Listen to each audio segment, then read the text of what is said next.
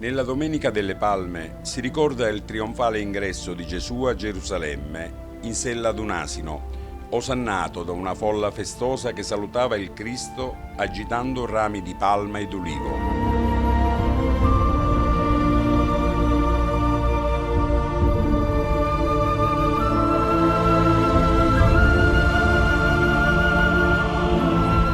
Tradizionalmente a Canicattì, dopo la benedizione delle palme, un ragazzo che impersona il Cristo procede su un asinello dalla chiesa di San Diego verso la chiesa di San Domenico, seguito dalla folla e dai sacerdoti.